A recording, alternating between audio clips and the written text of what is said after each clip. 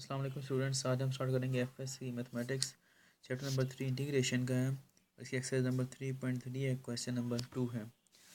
First question हमने पहले कर लिया है। सेकंड क्वेश्चन है, उसमें इंटीग्रेशन है। हमारे पास जो फंक्शन दिया गया वो है integral D x over x square plus 4x plus 13। अब पहले क्वेश्चन के अंदर हमने ये किया था कि जो हमारे पास डिनोमिनेटर में फंक्शन आ रहा था उसका हमने डेरिवेटिव लिया था, लेकिन वो डेरिवेटिव ऊपर जो फंक्शन मौजूद था वो उसके इक्वल आ रहा था। लेकिन इसमें ऐसा कोई चक्कर नहीं, क्योंकि जब हम इसका डेरिवेटिव लेते हैं तो क्या आएगा, इसका एक्स के का 2x आ जाएगा और प्लस 4 आ जाएगा। तो ऊपर हमारे पास 2x प्लस 4 मौजूद नहीं है, तो इसलिए हम इसका डेरिवेटिव नहीं अब ले सकते। नीचे जो फंक्शन दिया गया ये एक क्वाड्रेटिक इक्वेशन है आपके सामने है, ठीक है, पॉलिनोमियल है। तो इसका फिर दूसरा तरीकाकार इसको सॉल्व करने का ये आता है कि हम ये देखते हैं कि क्या इसका स्केयर कंप्लीट हो सकता है कि नहीं हो सकता है। अगर तो वो हो सकता है तो हमारे लिए वेल एंड गुड है, हम यही काम करेंगे। तो चेक करके देखते हैं कि इसका स्केयर कंप्लीट होता है कि नहीं होता। अगर तो हो जाएगा तो फिर हम उसी तरीके से इसको सॉल्व करेंगे। स्केयर कंप्लीट करने का तरीकाकार होता है कि ये एक्स है, स्केयर आ गया, प्लस उसके बाद दो फार्मूले वाला होता है, आपको याद होगा। उसके बाद फर्स्ट टर्म वो हमारे पास एक्स आ रही है, सेकेंड टर्म हमारे पास अननोन है कि वो क्या आएगी, वो देखते हैं हमारे पास क्या है। वो वाली होनी चाहिए कि उसको हम इन दोनों के साथ मल्टीप्लाई करें तो आंसर हमारे पास ये वाला आना चाहिए 4x। तो अब देखो ये हमारे पास 2x है, तो साफ ज़रा इसको 2 से मल्टीप्लाई करेंगे तो क्या आएगा, 4x आ जाएगा। तो इसलिए हमारे पास सेकंड टर्म क्या आएगी, हमारे पास 2 आएगी।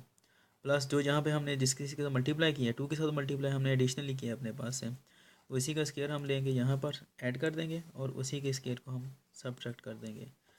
क्योंकि अगर ऐसा करेंगे तो हमारे पास किसी किस्म का कोई फ़र्क नहीं पड़ता इसमें और इसमें, क्योंकि -2 स्केयर और +2 स्केयर ज़ीरो होते हैं, कैंसिल हो जाएंगे। तो हमारे पास ये सारे की सारी वैसे की वैसी आ जाती है, यानी कि इसके स्केयर को 2 के स्केयर को ऐड या सब्ट्रैक्ट करने से इक्वेशन पर कोई फ़र्क नहीं पड़ता।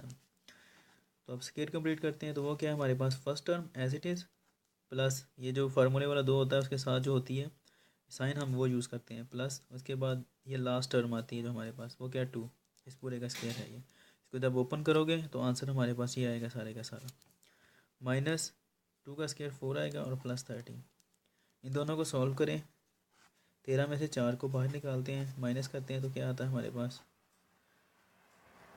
वो आएगा 9। जो 9 है वो हमें पता है फर्दर वो 3 का स्केयर बनता है। तो अब हमारे पास ये इक्वेशन आ जाती है कुछ इस तरीके से, ठीक है। अब इसके अंदर हम स्केयर वही जो पहले हमने पहले क्वेश्चन में किया था वही काम यहाँ पे कर सकते हैं। ये जो हमारे पास फंक्शन दिया गया है वेरिएबल के साथ, उसका विदाउट पावर अगर हम डेरिवेटिव लेते हैं तो वो ऊपर मौजूद है हमारे पास।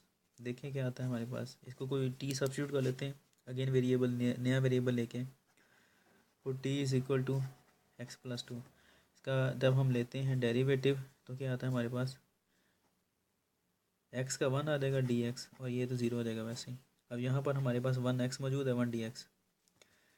तो अगर हम इसको सब्स्टिट्यूट करते हैं तो क्या आएगा हमारे पास, 1 dx किसके इक्वल है, dt के इक्वल है। x प्लस 2 ये वाला किसके इक्वल है, t के इक्वल है, तो ये t का स्केयर हो जाएगा प्लस 3 का स्केयर। अब एक हमारे पास फार्मूला है जो कि ये है dx over a square plus x square is equal to 1 over a inverse tan x over ए।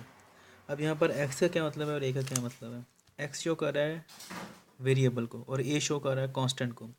यहाँ पर हमारे पास क्या है, वेरिएबल t है और कांस्टेंट क्या है, 3 है। ये जो स्केयर ऊपर आ रहा है ये वेरिएबल है, ये तो इसका स्केयर आता है वेरिएबल का। यहाँ पर स्केयर आता है किसका, सॉरी यहाँ पर स्केयर आता है कांस्टेंट का और यहाँ पर आ रहा है वेरिएबल का स्केयर। तो x और a से मुराद जो है ये कांस्टेंट और वेरिएबल्स हैं। अब देखते हैं हमारे पास क्या आता है इस फार्मूले का, क्योंकि ये फार्मूला बिल्कुल उसके इक्वल आता है। तो अगर हम इसको यूज़ करते हैं नाउ यूजिंग, तो ये हमारे पास इंटीग्रेशन क्या आती है, ये इसको एक बार फिर लिख लेते हैं, D T over T square plus 3 का स्केयर। तो ये किसके इक्वल आता है हमारे पास, 1 ओवर ए है। ये सारे का सारा जो आता है ये किसके इक्वल है, 1 ओवर ए। और ए से मुराद क्या है हमारे पास, यहाँ पर वेरिएबल है और वेरिएबल क्या है हमारे पास 3 आ रहा है, तो 1/3 लिखेंगे हम। उसके बाद आता है tan इनवर्स, ये फार्मूले के अंदर है, जब इसको प्रूव करते हैं तो ये आता है, ठीक है, tan इनवर्स। उसके बाद क्या था, एक्स ओवर ए, एक्स से मुराद है वेरिएबल और ए से मुराद है कांस्टेंट। वेरिएबल हमारे पास क्या आ गया, टी आ गया, कांस्टेंट क्या आता है हमारे पास, ये 3, तो ये 3 लिख दिया हमने। उसके बाद 1/3 tan इनवर्स। अगेन जो अब हम उसको वेरिएबल जो टी आ रहा था इसको जब हम इसकी ओरिजिनल शेप में लेके जाते हैं, जो ओरिजिनल हमारे पास एक्स दिया गया था, जिसको हमने सब्स्टिट्यूट किया था, तो वो क्या है, टी किसके इक्वल है, एक्स प्लस टू के। तो टी की वैल्यू क्या आ गई, एक्स प्लस टू, और नीचे 3 एज इट इज़ आ जाएगा। तो ये हमारी इंटीग्रेशन है। इसको अगेन अगर आप करना चाहते हैं वेरीफाई, तो आप इसका फिर दोबारा डेरिवेटिव लें। डेरिवेटिव लेंगे तो आंसर हमारे पास हर सूरत में यही आएगा। उम्मीद है आपको समझ आ गई होगी। अब इंशाल्लाह नेक्स्ट वीडियो में आपसे मिलते हैं।